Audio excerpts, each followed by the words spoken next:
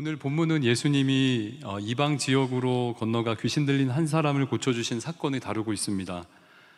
주님이 주로 사역하셨던 곳에 떠나서 다른 곳에 가셨다는 점에서 오늘 이야기는 선교적 관점으로도 볼 수 있을 것 같습니다.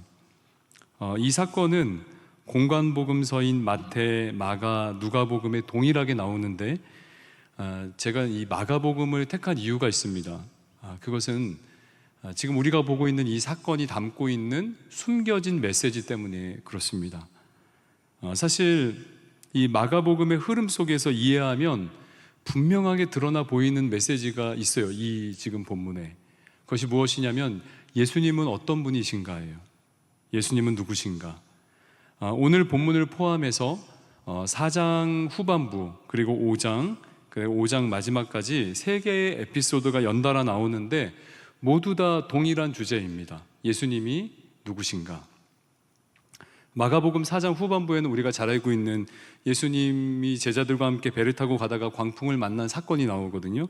이때 주님이 말씀으로 바람과 바다를 잠잠케 하셨고, 이를 통해 예수님은 자연 만물을 다스리는 분이심을 알 수 있었죠. 그리고 오늘 본문은 이방 지역에서 귀신 들린 한 사람을 그 압제에서 건져주신 내용입니다. 그래서 귀신에 붙들려 불행한 삶을 살던 한 사람을 구해주시면서 예수님은 현실 세계뿐만 아니라 영적인 세계에도 분명히 주인이시다. 그 세계도 다스리는 분이시다 라는 것을 알게 됩니다. 그리고 마지막 이제 나오는 3번째 에피소드는 예수님께서 질병과 죽음을 해결해 주신 사건이 나옵니다. 회당장 야이로의 딸을 살려주시고 혈류증 앓던 여인을 고쳐주시면서 예수님은 질병과 죽음을 다스리시는 분이심을 성경이 우리에게 전해주고 있어요. 그렇게 3개의 에피소드는 죄로 인해 망가진 세상에서 오직 예수님만이 유일한 구원자이시다. 어떤 상황에서도 또 영적인 세계에서도 또 질병과 죽음에서도 오직 예수님만이 유일한 구원자이시다라는 것을 보여주는 사건들입니다. 그런데 재미있는 것이 이 모든 사건에는 숨겨진 메시지가 있다는 거예요. 숨겨진 의미가 있어요. 그러니까 바람과 바다를 잠잠하게 하신 사건에는 주님과 함께 있지만 여전히 불안해하고 두려워하는 제자들의 믿음의 실체를 드러내셨고, 그리고 마지막 에피소드에 질병과 죽음으로 고통받는 현실을 고쳐주시면서 그 당시 유대인들, 이스라엘 백성들의 그 병들고 죽은 믿음을 지적하셨던 것입니다. 그리고 중간에 나오는 오늘 이야기, 우리가 읽은 이 오늘 이야기, 이 이야기는 어떤 숨겨진 메시지가 있을까요? 이방 지역에 배 타고 선교 오셨다가 귀신 들린 사람을 고쳐주셨지만 선교에는 이렇다 할 어떤 성과를 내지 못하고 다시 돌아간 이 본문의 이야기는 과연 우리에게 어떤 숨겨진 메시지를 전하고 있을까? 함께 살펴보기 원합니다. 먼저 본문으로 한번 들어가 볼게요. 배경을 살펴보면 예수님이 도착하신 곳은 거라사라는 지역이에요. 요단 동편에 위치해 있고 돼지떼를 키우는 것으로 보아서 이방 지역임이 확실하죠. 본문 20절에 보면 이렇게 되어 있어요. 데가볼리라는 지명이 나오는데 이 데가볼리라는 뜻이 뭐냐면 10개의 도시라는 뜻이에요. 그래서 요단 동편에 있는 넓은 지역을 가리키는 말입니다.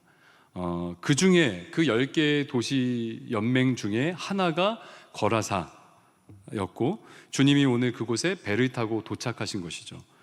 그런데 돌발 상황이 생겼습니다. 주님이 배에서 내려서 딱 도착하셨는데 한 귀신 들린 사람이 주님께 나아온 것이에요. 2절입니다.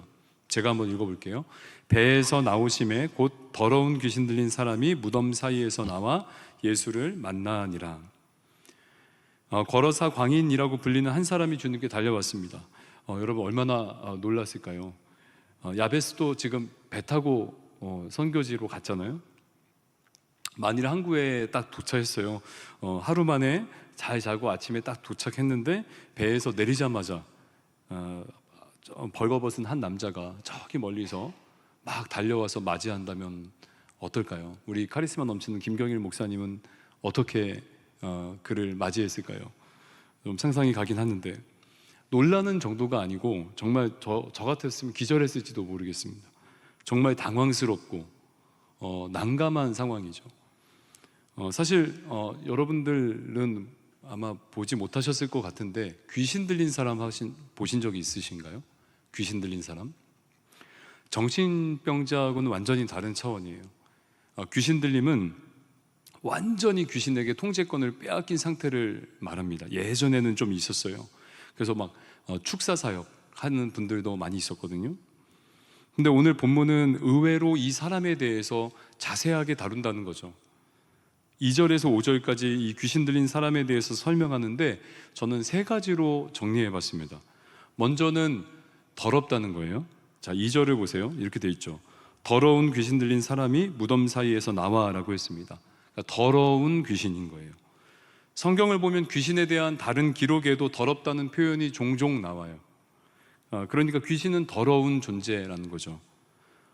여러분, 귀신 들린 사람이 막 깨끗하고 멀끔한 사람이 있을까요?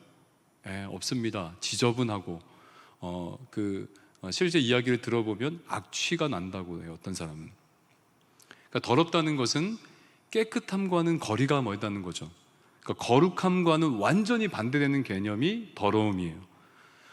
더러운 마음, 더러운 생각, 또 더러운 생활은 하나님께 속한 것이 아니라는 것입니다. 귀신 들린 사람은 지금 도덕적인 감각을 완전히 상실해버린 거죠. 무슨 말이죠? 무엇이 깨끗한지 무엇이 더러운지 분별하지 못한다는 거예요. 그러니까 부패하고 더러운 생각에 사로잡혀 살면서도 자기가 스스로 자각하지 못하는 것입니다. 그래서 더럽고 문란한 삶을 아무 죄책감 없이 이어간다면 어쩌면 그 사람은 악한 마귀에게 사로잡혀 있을 가능성이 높아요. 특히 더러운 귀신 들린 사람이 오늘 어디서 나왔냐면 무덤 사이에서 나왔거든요. 무덤 사이가 이 사람의 거처였던 거죠. 집이었던 거예요. 그러니까 더러운 죄에 사로잡혀 살면 생명 없는 삶을 산다는 의미겠죠. 죽음의 냄새가 나고 죽음에 가까이 머물면서 전혀 생명이라고는 느낄 수 없는 삶을 사는 것, 이것이 귀신 들린 사람의 비참함입니다. 두 번째 이 사람의 특징이 뭐냐면 통제불능이에요. 4절을 보십시오. 이는 여러 번 고랑과 쇠사슬에 매었어도 쇠사슬을 끊고 고랑을 깨뜨렸음이러라. 그리하여 아무도 그를 제어할 힘이 없는지라. 귀신 들린 사람은 실제 힘이 세다고 합니다. 축사 사역을 경험한 분들의 이야기를 들어보면 귀신 들린 사람이 여자일지라도 성인 남자들이 몇 명이 달려들어도 그 힘을 통제할 수 없다고 해요. 너무 세서. 오늘 이 거라사 지역의 사람들도 아마 이 귀신 들린 사람을 어찌할 수 없었던 모양이에요. 그래서 쇠사슬과 고랑에 묶어두었는데 어떻게 했다고요? 끊어버렸다는 거예요. 통제가 전혀 안 되는 것입니다. 누구도 그를 제어할 수 없었던 것이죠. 특히 5절을 보십시오. 이 사람이 소리를 지르면서 자기 몸을 자해했다고 나옵니다. 자기 몸을 자해했다는 것은 이성을 잃고 폭력적이 되었다는 것이죠. 하나님의 형상으로 지음받은 사람의 존엄에 대한 이해가 완전히 망가졌다는 거예요. 그러니까 자신의 몸에 이렇게 한다는 것은 다른 사람에게도 이렇게 대할 수 있다는 것을 의미하거든요. 다시 말해 이 귀신 들린 사람은 인간성이 완전히 상실된 사람이라는 거예요. 마지막 3번째 특징이 뭐냐면 수치심의 상실입니다. 여러분 15절을 한번 보실래요? 15절 보면 이렇게 되어 있습니다. 예수께 이르러 그 귀신 들렸던 자 곧 군대에 귀신 집혔던 자가 옷을 입고 정신이 온전하여 앉은 것을 보고 두려워하더라. 15절을 보시면 군대 귀신 집혔던 자가 옷을 입고 정신이 온전해졌다고 말하죠. 그렇다면 본래는 이 사람이 옷을 입지 않고 있었다는 뜻일 거예요. 그러니까 여러분, 사람이 옷을 입는 이유가 무엇입니까? 물론 미적인 이유도 있지만 가려야 하기 때문이죠. 그러니까 모든 사람에게 수치심이라는 감정이 있어요. 자신의 약점이나 결점을 가리고 싶은데 그것이 드러나면 수치심을 느끼게 되는 거죠. 그러니까 인류 최초로 죄를 지은 아담과 하와가 나뭇잎을 엮어서 이렇게 가린 이유도 바로 수치심 때문에 그렇습니다. 그래서 이 수치심은 사실 자연스러운 거죠. 왜냐하면 죄를 지은 사람이 다른 누군가와 함께 살아가도록 우리 안에 내재된 감정이기 때문이죠. 내가 무슨 부끄러운 짓을 하면, 또 죄를 짓고 내가 이렇게 몹쓸 짓을 하면 그 수치심이 발동이 되는 거죠. 그런데 오늘 본문에 귀신 들린 사람은 옷을 벗고 있으면서도 전혀 수치심을 느끼지 못했다는 것입니다. 도를 넘는 행동을 하고 말을 하고도 부끄러움을 전혀 느낄 수가 없었던 거죠. 그러니까 사회성을 잃어버린 것입니다. 그러니까 이 더러운 귀신 들린 사람은 누가 봐도 정상적인 삶이 불가능한 것입니다.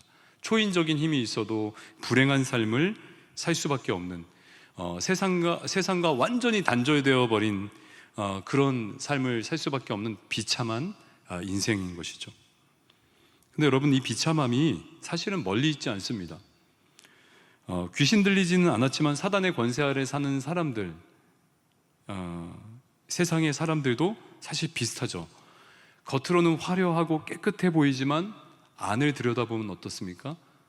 더럽고 냄새나는 사람들이 분명히 많을 거예요. 기억하실지 모르겠어요. 여러분들 나이 때는 아마 기억하실지 모르겠는데, 예전에 미투 운동이라는 게 있었어요. 한 7, 8년 전인가요? 정말 유명한 분들, 엄청난 분들, 그러니까 딱 봐도 그냥 그 이미지만 봐도 깨끗하고 윤리적이고 아주 훌륭하실 것 같은 분들이, 이제 그 분들의 어떤 민낯이 드러난 사건이죠. 성적으로 문란하고 더러운 짓들을 사람들 모르게 하는. 그러니까 사람이 얼마나 겉보기와 다른 내면을 가지고 있는가, 이를 여실히 보여준 희대의 사건이었습니다. 그리고 여러분 어떻습니까? 세상 사람들도 역시 통제불능한 삶을 살고 있죠. 귀신 들린 사람뿐만 아니라. 그러니까 무엇인가에 꽂히면 자제가 안 돼요. 절제할 수 없습니다. 죄 지은 것을 멈출 수가 없는 것이죠. 알코올 중독, 성 중독, 마약 중독, 도박 중독, 게임 중독. 자기가 죽어가는데도 불구하고 그만두지 못합니다. 주위에서 아무리 말려도 소용이 없습니다. 그런 시대가 되었어요. 자제와 절제. 제가 우리 아들 만나면 항상 인내, 자제. 우리 아들이 하율이거든요. 안아주면서 아빠가 용기 줄게, 용기 이 가슴으로 줄게, 자제해 줄게, 인내 줄게. 근데 그걸 견디지 못해요. 얘가 안고 있는 걸 막 뿌리치려고 그러고. 자제와 절제하는 것이 미덕이지만, 요즘 시대는 자제하지 않고 절제하지 않는 것이 자랑이 되어버린 플렉스 시대가 되었죠. 특히 오늘 이 거라사 광인이 이 시대를 가장 잘 보여준다고 생각되는 것이, 저는 세 번째입니다. 바로 수치심의 상실. 여러분, 가만히 세상을 생각해 보세요. 수치심이 존재합니까? 여러분들 죄에 대해서 부끄러워하십니까? 무례하고 예의 없는 것들에 대해서 여러분 창피해 하십니까? 제가 요즘 야베스 이렇게 청년들 교육관에서 보면은 참 정말 좀 마음으로 자랑스럽고 대견하더라고요. 기도하는 그 주하나 특세 20일에도 그 도장이 뭐라고 참 열심히 나오고, 또 이 인사성이 너무 맑아졌어요. 제가 확실히 느껴요. 보면 따뜻하게 인사하고, 또 이제 안부까지 묻는 거예요. 목사님 커피 향이 너무 좋습니다 하면서. 근데 여러분, 세상은요 안 그렇습니다. 여러분, 노출증과 관음증이 판을 치고, 그럼에도 불구하고 수치심을 전혀 느끼지 못하는, 그 정도가 아니고 부끄러운 일도 개인적 성향, 성적 지향이라고 포장해버리는 시대가 되었습니다. 죄에 대한 인식도, 부끄러움도, 또 어떤 수치심도 느끼지 못하는 감정 마비의 시대, 그 시대를 우리가 살고 있습니다. 그래서 요즘에는 굳이 귀신이 사람 몸에 안 들어가도 되는 거죠. 그런 사람들 많이 없잖아요. 귀신이 굳이 사람을 통제하지 않아도 이미 지금 통제당한 상태, 이미 사단의 권세 아래에서 수많은 사람들이 오늘 본문에 나오는 이 거라사 광인처럼 더러움에 노출되고 더러움을 즐기고 그 안에서 더러운지도 모르고 살고 자신의 삶을 통제하지 못하고 단 1도 통제하지 못하고 오히려 그것이 자랑거리가 되고 또 수치심을 완전히 상실한 채 생명 없는 삶을 살아간다는 것이죠.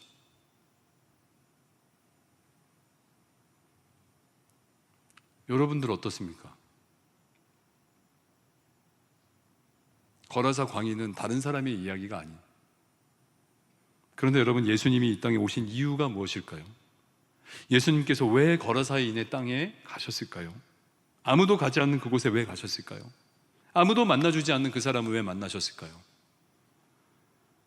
바로 그런 비참하고 불행한 인간이기를 포기한 그 인생을 건져내기 위해서이죠.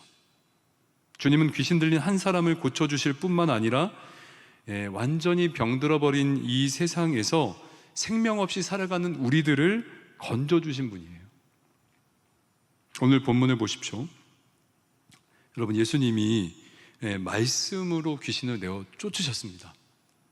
자, 8절 한번 같이 읽어볼까요? 8절 같이 읽습니다. 시작. 이는 예수께서 이미 그에게 이르시기 더러운 귀신아 그 사람에게서 나오라 하셨습니다. 그러니까 더러운 귀신아 나오라 하시니 귀신이 갑자기 예수님께 한 가지 요청을 해요. 그게 뭐냐면 이제 10절에서 12절에 나오는데 근처에 있는 돼지떼에 들어가게 해달라는 요청입니다. 이에 예수님은 귀신들의 요청을 허락하셨고 그 결과 귀신이 들어간 돼지떼가 바다에 전부 내리달아서 빠져 몰사하게 되는 거죠. 13절에 말하는 거예요. 실로 엄청난 광경이었을 것입니다. 주님의 말씀 한마디에 귀신이 쫓겨났고, 그 군대 귀신이었잖아요. 그래서 한 사람이 온전하게 되었을 뿐만 아니라 그 귀신이 들어간 2,000마리의 돼지떼가 바다에 이렇게 몰사하는 2,000마리, 그러니까 100마리도 아닙니다. 200마리도 아니고 100마리와 200마리도 굉장한 숫자이겠죠. 엄청난 수죠. 2,000마리의 많은 돼지떼가 동시에 바다로 내리달아 빠졌다고 생각해 보십시오. 그러니까 지금 성경이 우리에게 이 구체적으로 시각화해주고 있는 거예요. 딱 보면 엄청날 거 아니에요. 근데 지금 이 성경이 우리에게 시각화해주고 있다고요. 무엇을요? 예수님이 누구신가? 주님이 어떤 분이신가? 주님은 영적 세계에서도 이처럼 절대 권위를 가지신 분이라는 거예요. 할렐루야. 절대 권위를 가지신 분이라는 거예요. 그런데 여러분, 우리가 설교 초도에서 나눈 것처럼 지금 우리가 보는 이 이야기에는 히든 메시지, 감춰진 메시지가 있습니다. 다시 볼까요? 자, 14절에서 16절 이건 한번 읽어봐야 돼요. 같이 한번 읽어볼까요? 14절에서 16절 천천히 한번 읽겠습니다. 시작. 치던 자들이 도망하여 읍내와 여러 마을에 말하니 사람들이 어떻게 되었는지를 보러 와서 예수께 이르러 그 귀신 들렸던 자 곧 군대 귀신 짚혔던 자가 옷을 입고 정신이 온전하여 앉은 것을 보고 두려워하더라. 이에 귀신 들렸던 자가 당한 것과 돼지의 일을 본 자들이 그들에게 알림해. 자, 그들에게 알린 게 두 가지죠. 두 가지 일을 보게 된 것입니다. 하나는 귀신 들렸던 사람이 온전하게 된 일과 또 하나는 어떤 일이죠? 돼지떼가 물에 빠져 몰사한 일. 이렇게 두 가지를 사람들이 보고 곧장 동네에 들어가서 그 본 일을 전한 것입니다. 그러자 그 지방 사람들의 반응이 어떠했냐면 배척이었습니다. 17절을 보니까 그들이 예수께 그 지방에서 떠나시기를 간구하더라. 그러니까 지금 글쎄요, 그들이 지금까지 벌어진 일들의 자초지종을 제대로 파악했는지는 모르겠습니다. 아주 자세하게 디테일하게 들었는지는 잘 모르겠는데, 어쨌든 지금 귀신을 쫓아내고 사람을 온전하게 해주신 예수님을 그 지방에서, 그 지역에서 떠나시기를 지금 요청하고 있는 거죠. 왜 그렇습니까? 돼지떼의 일 때문이겠죠. 돼지떼의 일. 그러니까 돼지떼가 다 몰수한 그 일 때문에 그 지역에 있는 사람들이 지금 예수님이 좀 떠나시기를 간구했던 거예요. 왜냐하면 돼지떼는 그 지방에, 그 지역의 주 수입원이었을 것입니다. 2,000마리면 그 가치로 따지면 한 마리에 뭐 요즘 뭐 시세로 하면 뭐 50만 원, 뭐 60만 원 이른다면 2,000마리라면 얼마나 큰 가격이에요? 상당한 금액이죠. 아마 당시에 이 돼지의 가치가 오늘날의 이 가치보다 훨씬 더했을 거예요. 왜냐하면은 다 이 방목해서 키우는 거잖아요. 양식이 아닌. 그래서 그 일이 지역 시장 경제에 굉장한 타격을 입혔을 것이 분명하죠. 그래서 사람들이 두려웠던 거예요. 예수님으로 인해서 또 다른 어떠한 일이 생길까? 또 다른 어떤 피해가 날까? 두려워서 주님을 떠나시게 한 것입니다. 그런데 여기에 불편한 사실 한 가지가 있죠. 그것은 뭐냐면 그 지역 사람들은, 그 거라사 지역의 사람들은 귀신 들린 한 사람이 온전하게 된 일에는 관심이 없다는 거예요. 그들에게는 돼지떼의 일이 중요한 것이죠. 한 사람의 인생이 새로워진 것은 그들에게 이슈가 되지 못했습니다. 왜냐하면 그 지역에 있는 말짱해 보이는 그 지역의 사람들도 사실은 거라사 광인처럼 이미 인간성을 잃어버렸기 때문에 그렇죠. 돈과 유익을 얻을 수 있다면 물불을 가리지 않는 통제불능의 사람들이 사실은 그 지역 사람들인 거예요. 성경이 이걸 보여주고 있죠. 한 사람을 부푼처럼 여기고 도시 문명 속에서 수치심을 상실한 채 자기만 잘 살겠다고 자기중심적으로 살아가는 자들이 바로 그들이었던 거죠. 그러니까 거라사 광인, 이 귀신 들린 한 사람은 바로 그 거라사 지역의 많은 사람들을 단적으로 보여주는 대표적 인물인 셈인 거예요. 그래서 오늘 본문이 이 거라사 광인에 대해서 그토록 자세하게 설명하고 있는 거예요. 왜냐하면 그냥 귀신 들린 사람을 예수님이 고쳐주셨다 하면 되는 건데. 그렇다면 여기서 우리가 한 가지 사실을 발견할 수 있죠. 예수님이 중요하게 여기시는 것과 사람들이 중요하게 여기는 것이 다르다. 예수님은 한 영혼을 귀하게 여기셨다는 거예요. 여러분, 주님께서 어떤 분이십니까? 전능하신 하나님이에요. 예수님이 이렇게 우리처럼 앞니를 내다보지 못하고 연약한 그런 분이 아니죠. 귀신이 예수님께 간청하고 요청했을 때 예수님은 이미 이 일 때문에 내가 이 도착한 땅에서 어렵게 광풍을 뚫고 도착한 이 땅에서 문전박대 당할 것을 이미 알고 계셨습니다. 그리고 그 일이, 돼지떼가 몰사한 일이 사람들에게 거부 반응을 일으키실지 주님이 당연히 알고 있으셨어요. 그러니까 예수님은 이미 아셨고 알고 계심에도 불구하고 귀신들의 요청을 허락하신 셈이죠. 왜 그렇습니까? 다른 어떤 경제적 손실보다, 또 자기의 명성보다, 그 수고보다 한 사람이 귀신의 압제에서 자유하게 되는 일이 더 중요했기 때문에 그렇죠.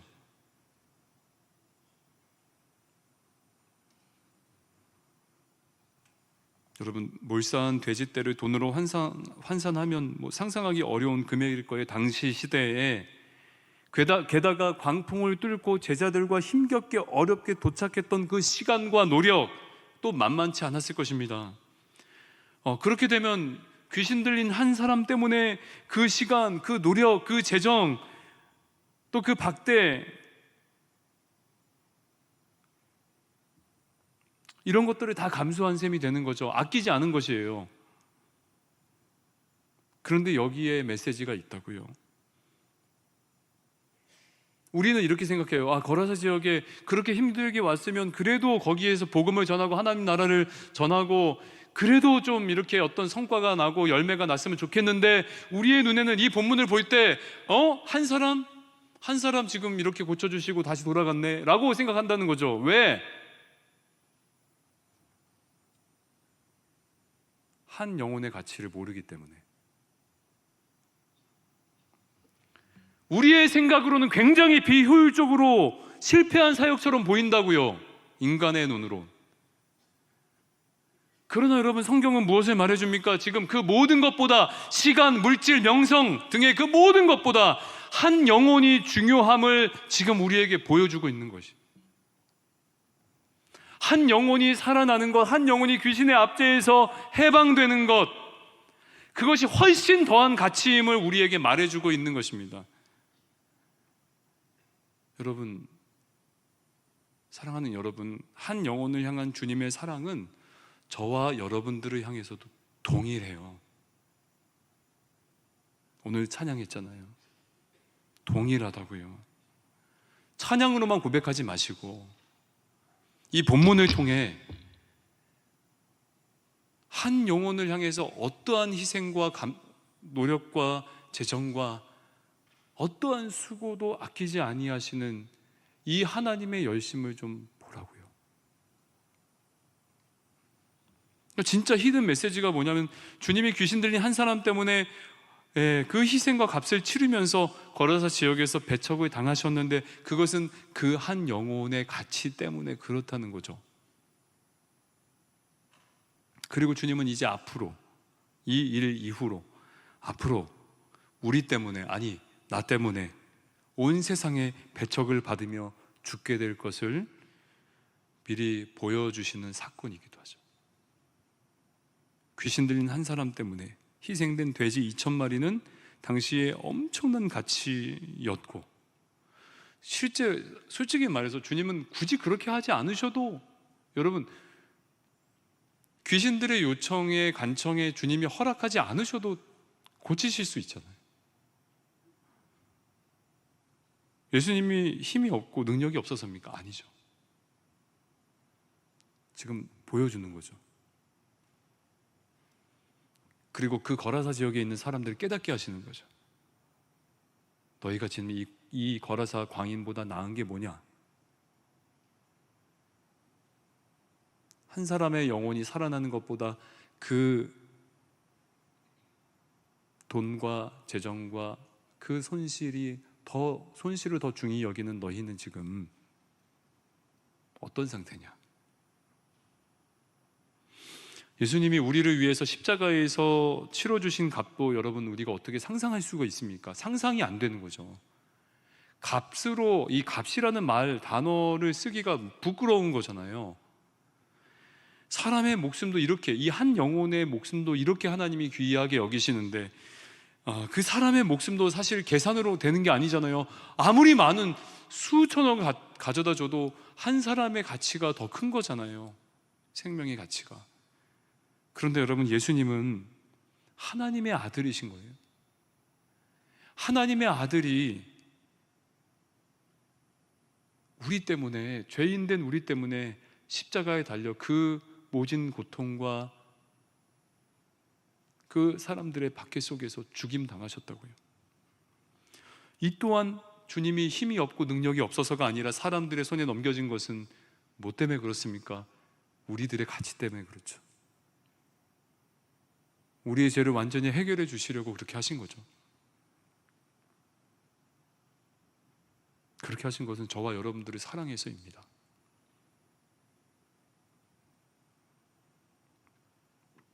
여러분, 예수님이 누구시죠? 자연 만물을 말씀 한마디로 다스리시고 또 죽은 자도 살리시는 하나님이시죠. 그 하나님이 죽음이라는 값을 치르신 사건이 바로 이 십자가인 거죠. 저와 여러분을 살리기 위해서 주님은 스스로 인류의 배척을 받으신 것입니다. 우리를 자유케 하시려고.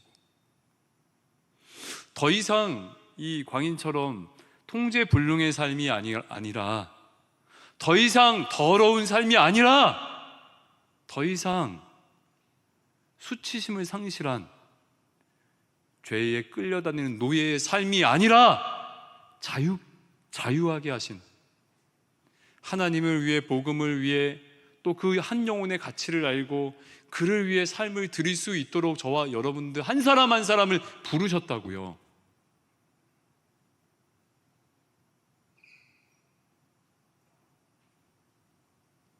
그 사랑을 입은 자가 오늘 어떻게 살아야 되는가 본문이 이야기해 주는 거예요. 돼지떼의 일 때문에 돼지떼의 일 때문에 예수님을 배척하며 사는 인생이 아니라 그 거라사의 지역 사람들처럼 세상의 배척을 받아도 주님의 영광을 위해 살라고 저와 여러분들을 부르셨다는 것입니다. 할렐루야, 할렐루야. 주님을 따르는 길은 좁은 길이에요. 누가 알아주지 않고 험하고 고될 수 있는 그런 길입니다. 그런데 주님은 한 영혼을 살리기 위해서, 또 우리를 살리기 위해서 그렇게 그 길을 걸으셨죠. 한 영혼이 천하보다 중요하기 때문입니다. 여러분들이 이제 조금 있으면, 이제 지금도 일본 선교 나가 있고 또 조금 있으면 이제 아울리치 가죠. 아울리치 가면 오늘 주님의 모습을 좀 기억해야 할 필요가 있습니다. 우리가 이렇게까지 시간을 드리고, 오늘 뭐 금철에 여러분 저기 아울리치 다 오실 거죠? 뭐 기도 모임, 강단 기도 한다 그랬잖아요. 아멘. 네. 오실 거예요, 안 오실 거예요? 나 여술은 담당인데 지금 아멘 해야 이거 신나서 또 우리 오실 거죠? 네. 아울리치 위해서 시간을 아끼지 않고 재정을 아끼지 않고 수고를 아끼지 않고 기도하고 이렇게 열심히 사역을 감당하는데, 그러나 여러분 우리의 기대만큼 사역의 성과가 없을 수도 있어요. 쏟아낸 만큼 열매가 당장에 보이지 않을 수도 있습니다.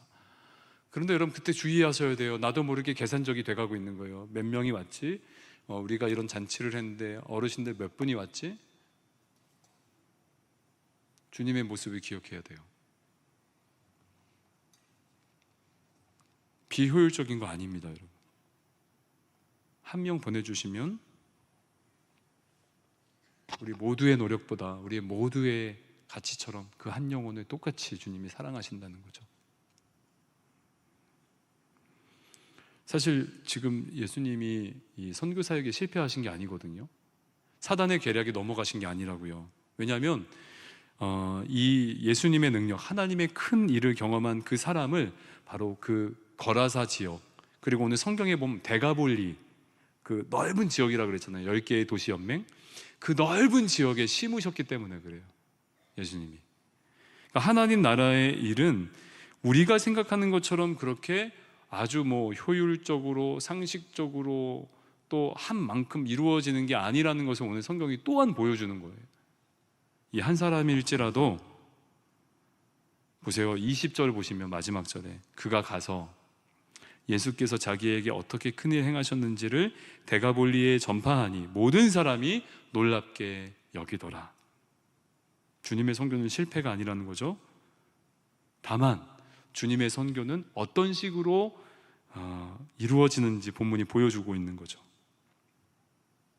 여러분 생각해 보면 저도 마찬가지. 주님이 불러주시지 않으셨다면, 아까 여기 보셨잖아요. 회장님도, 그 앞에 많이 서는 회장님도 얼마나 덜덜덜 떨어요.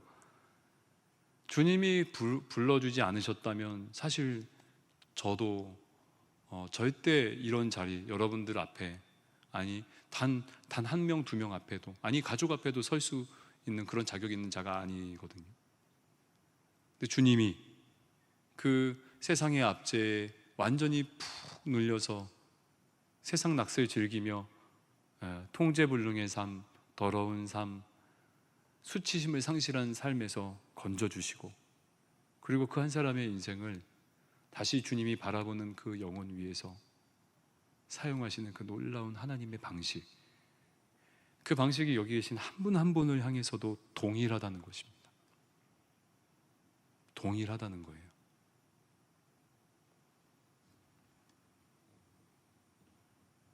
비효율적이죠? 엄청난 비효율적이잖아요. 여러분 생각해 보세요. 여러분 말 안 해도 알아요. 여기 막 멋지게 예배하지만 또 금방 넘어질 것을. 또 여러분들의 삶에 들어가면 또 금방 수치심이라는 것을 저기 저편에 미뤄두고 살 것을 다 알아요. 열심히 섬기는 척 하지만 그 이면에는 풀리지 않는 여러분들만의 죄가 있고 문제가 있고, 지독하게 자기 문제 때문에, 자기 유익 때문에 때로는 신앙을 저버리는 자리까지 가게 될 때도 있어요. 여러분, 이제 살다 보면 하나님 편에서는 비효율적인 거죠. 그런 여러분들을 어르고 달래고 기다리시고 사람을 보내시고 비효율적인 거 아니에요? 그렇게 더러운 세상 때를 묻히고 다시 하나님 앞에 나와서 그런 저와 여러분들을 다시 안아주시고,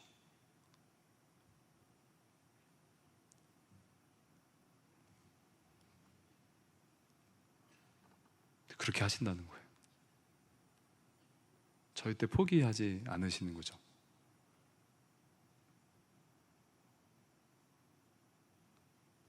이를 또 잘 보여준 게 요나서잖아요. 니느웨가 빨리 돌아오기를 원하셨다면 요나를 꼭 부르셔야 했을까요? 아니잖아요. 근데 그만큼 요나를 사랑하신다는 거예요. 그리고 여러분을 사랑하신다는 것입니다.